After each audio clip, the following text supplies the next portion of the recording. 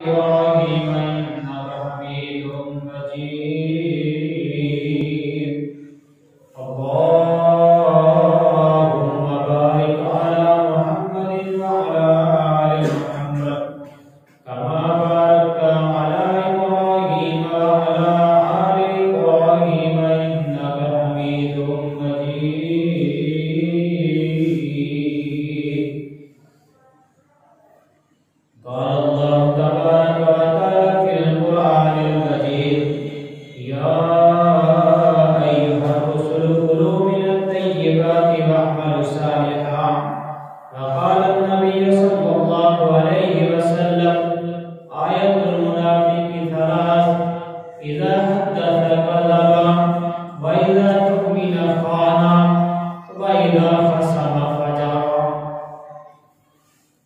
हर किस्म की हम्दो सलाम अल्लाह खालिकुल आलम के वास्ते है, जो पूरी कायनात का खालिक व मालिक, हाजत रवा और मुश्किल कुशा है। और अनगिनत बेशुमार दरूद व सलाम पैगंबर आज़म मुर्शिद आज़म जनाबे मोहम्मद रसूलुल्लाह सल्लल्लाहु अलैहि वसल्लम की ज़ात अक़दस के लिए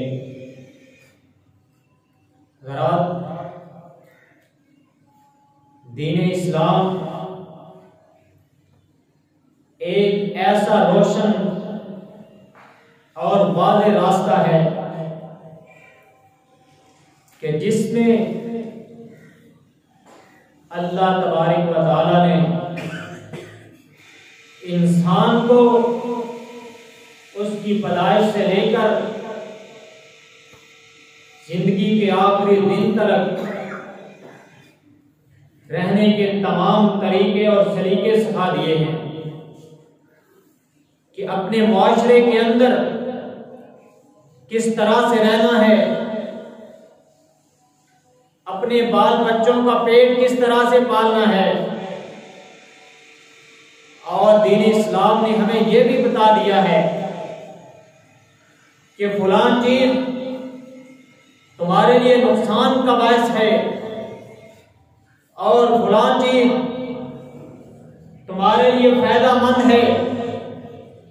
तो आज मैं आपके सामने चंद मिनटों के अंदर जो चीज बयान करने वाला हूं वो ये है कि अगर इंसान रिज़्क़े हलाल को छोड़कर रिज़्क़े हराम खाता है, रिज़्क़े हराम कमाता है, तो इंसान की जिंदगी पर उसके असरात क्या मुरतब होते हैं। उनमें से पहला असर इंसान का अकीदा कमजोर पड़ जाता है। दुनिया में सबसे बड़ी चीज, सबसे कीमती चीज इंसान का अकीदा है। और जो बंदा रिज़्क़े हलाल को छोड़कर रिज़्क़े हराम खाता है तो उसका अकीदा तौहीद कमजोर पड़ जाता है। नबी करीम सल्लल्लाहु अलैहि वसल्लम ने फरमाया, रज़ीतु बिल्लाहि रब्बन व बिल इस्लामी दीनन व बि मुहम्मदिन नबिय्या, कि जिस बंदे ने अल्लाह के रब होने पर और नबी करीम सल्लल्लाहु अलैहि वसल्लम के रसूल होने पर रजामंदी का इजहार कर लिया तो उसने ईमान की मिठास को चख लिया, ईमान के ज़ायके को उसने पा लिया। रब होने का क्या मतलब है? रब होने का मतलब है कि रब को मान ले। रब का माना है परवरिश करने वाला, इंसान को रोजी देने वाला। और जो बंदा रिज़्क़े हलाल को छोड़कर रिज़्क़े हराम खाता है तो गोया कि उसने ये समझ लिया है कि अल्लाह मुझे जायज तरीकों से रोजी देने पर कादिर नहीं है, इसलिए उसने नाजायज तरीका इख्तियार किया है। और रसूल के नबी होने का क्या मतलब है? इसका माना यह है कि अपनी ख्वाहिशात को छोड़कर नबी करीम सल्लल्लाहु अलैहि वसल्लम के बतलाए हुए तरीकों पर अपनी जिंदगी बसर करे। और वैसे भी ये जिंदगी अल्लाह फरमाते हैं वमा खलक़तुल जिन्न वल इंसा इल्ला लियअबुदून, कि मैंने जिन्न और इंस को सिर्फ अपनी इबादत के लिए पैदा किया है, कि ये मेरी इबादत करे दुनिया के अंदर रहकर। मेरे फरमान हैं, मेरे नबी के जो कहना है उस पर अपनी जिंदगी को बसर करें। इंसान और जिन है जो है उनकी जिंदगी का ये मकसद अल्लाह ने कुरान के अंदर बताया है। और दूसरी चीज, दूसरा असर जो इंसान की जिंदगी पर पड़ता है वो भी अकीदे से मुताल्लिक है। नबी करीम सल्लल्लाहु अलैहि वसल्लम ने फरमाया आयतुल मुनाफिक की सलास, कि मुनाफिक की 3 निशानियां हैं। उनमें से पहली निशानी क्या है? इज़ा हद्दसा कज़बा, जब भी बात करता है, जब भी कलाम करता है तो झूठ बोलता है। और दूसरी निशानी क्या है? दूसरी निशानी ये है कि जब किसी के साथ उसका झगड़ा हो जाता है तो उससे बदकलामी करता है, गालियां बकता है। और तीसरी निशानी क्या है? तीसरी निशानी ये है इज़ा तुमीना खाना, कि जब उसके पास कोई अमानत रखी जाती है तो उसमें से वो ख़यानत करता है। ये ख़यानत चाहे निजी तौर पर हो, छोटी चीज के अंदर हो या बहुत बड़ी चीज के अंदर हो, ख़यानत आखिर ख़यानत ही हुआ करती है। तो जो बंदा ख़यानत करके अपने माल को बढ़ाना चाहता है तो वो मुनाफिकीन के सब के अंदर खड़ा कर दिया जाता है। और रब का कुरान कहता है इन्नल मुनाफिकीन फी दरकिल अस्फली मिनन नार, कि मुनाफिकीन जहन्नम के सबसे निचले गड़े में होंगे। एक दिन नबी करीम सल्लल्लाहु अलैहि वसल्लम अपने सहाबा के पास बैठे हुए हैं, अचानक एक आवाज सुनते हैं। तो नबी करीम सल्लल्लाहु अलैहि वसल्लम ने सहाबा से पूछा क्या आप जानते हैं ये कैसी आवाज है? सहाबा ने कहा अल्लाह व रसूलुहु, अल्लाह और उसका रसूल ही ज्यादा बेहतर जानते हैं। तो नबी करीम सल्लल्लाहु अलैहि वसल्लम ने फरमाया कि आज से 100 साल पहले जहन्नम के किनारे से एक पत्थर नीचे फेंका गया था और आज 100 साल गुजरने के बाद वो पत्थर जहन्नम के निचले गड्ढे में जा गिरा है। इनके अंदर अल्लाह का कुरान कहता है कि मुनाफिकीन को इस गड्ढे के अंदर फेंक दिया जाए। और जो बंदा रिज़्क़े हराम खाता है तो नबी करीम सल्लल्लाहु अलैहि वसल्लम ने फरमाया है कि वो बंदा मुनाफिक है। और तीसरा नुकसान क्या होता है इंसान की जिंदगी पर? तीसरा इसका असर क्या होता है? तीसरा असर इसका ये होता है कि अल्लाह इंसान की दुआएं कबूल नहीं करता। नबी करीम सल्लल्लाहु अलैहि वसल्लम ने फरमाया रजुलुन युतीलु सफरा, एक बंदा लंबा सफर तय करके मक्का के अंदर जाता है और गुलाफे काबा को पकड़कर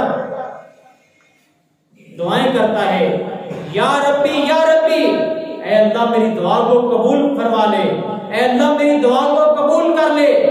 तो ऊपर से आवाज आती है कि तेरा रिज़्क़ हराम का है, जो तूने खाया पिया है वो हराम का है, और जो तेरा जिस्म पला बड़ा है वो भी हराम का है, और जो तूने जिस्म पर कपड़ा पहना हुआ है वो भी हराम का है। फअन्ना युस्तजाबु लिज़ालिक, तो तेरी दुआ को किस तरह से कबूल किया जाए? दुआ जो मोमिन का सबसे बड़ा हथियार है। अगर बंदा रिज़्क़े हराम खाए तो अल्लाह बंदे की दुआएं भी कबूल नहीं करता। और सैयदना उमर रज़ी अल्लाह तआला अन्हु जब उन्होंने कहीं किसी मार्के के लिए कोई लश्कर भेजना होता तो सबसे पहले ये देखते कि क्या मैंने इस लश्कर के लिए, क्या अपनी इस जमात के लिए दुआ भी की है या नहीं की। अगर दुआ ना की होती तो लश्कर को मुअख्खर कर देते, दुआ करते, उसके बाद लश्कर को उस मार्के के लिए, उस मुहिम के लिए भेजा था। और चौथा असर क्या होता है इंसान की जिंदगी पर? चौथा असर ये होता है कि अल्लाह इंसान की इबादत भी कबूल नहीं करता। इन्नमा यतक़ब्बलुल्लाहु मिनल मुत्तक़ीन, अल्लाह मुत्तक़ीन की दुआएं और उनकी इबादत को ही कबूल किया करता है। और तकवा क्या है? तकवा ये है कि इंसान हराम चीजों को छोड़कर, जिनसे अल्लाह और उसके रसूल ने मना किया है, उनको छोड़कर हलाल चीजों को इख्तियार करे तो अल्लाह ताला इंसान की इबादत को कबूल करे। मुस्नद अहमद के अंदर एक रवायत मौजूद है, सनदन अगरचे ज़ईफ है, उसके अंदर है कि अगर एक बंदा एक कपड़ा खरीदता है, 10 दिरहम का या 40 दिरहम का एक कपड़ा खरीदता है, उसमें से 39 दिरहम या 9 दिरहम उसके वो हलाल के हैं और 1 दिरहम उसका हराम का है, तो अल्लाह ताला उसकी 40 दिन तक की इबादत को कबूल नहीं करता। ये इंसान की जिंदगी पर इसके हराम खाने की वजह से असरात मुरतब होते हैं। और हज़रत उमर बिन अब्दुल अजीज रहमतुल्लाह अलैह एक दिन अपने घर में आते हैं, क्या देखते हैं कि उनकी बेटियों ने उनसे नकाब किया हुआ है, अपने मुंह को ढांपा हुआ है। पूछते हैं क्या वजह है? आप मेरी बेटियां हैं, गैर महरम भी नहीं हैं, ये वजह और सबब क्या है? वो बोलती नहीं है, कोई जवाब नहीं दे रही। उन्होंने अपनी लौंडी से पूछा, अपनी कनीज से पूछा कि क्या वजह है कि आज मेरी बेटियों ने अपने मुंह को ढांपा हुआ है, मेरे से बात नहीं कर रही। तो उनकी लौंडी ने कहा कि कोई वजह भी नहीं है, असल में बात यह है कि आज घर में खाने के लिए कुछ नहीं था, तो आपकी बेटियों ने, आपकी औलाद ने आज प्याज खाकर, कच्चा प्याज खाकर अपनी भूख को मिटाया है, इसलिए उन्होंने मुंह को ढांपा हुआ है ताकि हमारे वालिद को पता ना चल जाए कि घर में खाने के लिए कुछ नहीं है।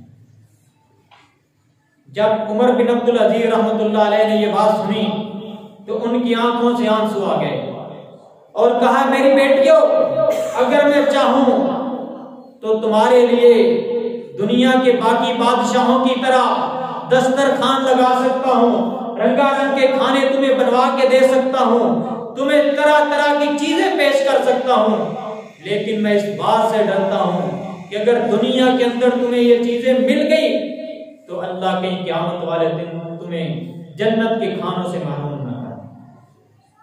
वक्त के बादशाह हैं, वक्त के खलीफा हैं, लेकिन घर में खाने के लिए कुछ भी नहीं। उमर बिन अब्दुल अजीज रहमतुल्लाह अलैह का एक और वाक़या है। घर में आते हैं तो उनके बच्चों ने रोना शुरू कर दिया कि आगे ईद आ रही है, कल परसों ईद है, बाकी बच्चों की तरह हमें भी नए कपड़े सिला कर दिए जाएं। तो उन्होंने अपने खजानची को यह लिखा कि आइंदा माह की मुझे तनख्वाह एडवांस दे दी जाए।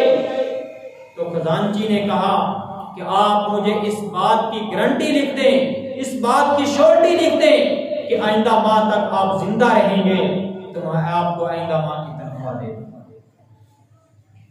ये लोग थे जिनके दिलों में अल्लाह का डर था, जिनके दिलों में तकवा था। इसलिए अगर हम भी चाहते हैं कि हमारी दुआएं कबूल हों तो हमें भी चाहिए कि हम रिज़्क़ हलाल कमाएं, अपनी औलाद को रिज़्क़ हलाल खिलाएं ताकि हमारी दुआएं कबूल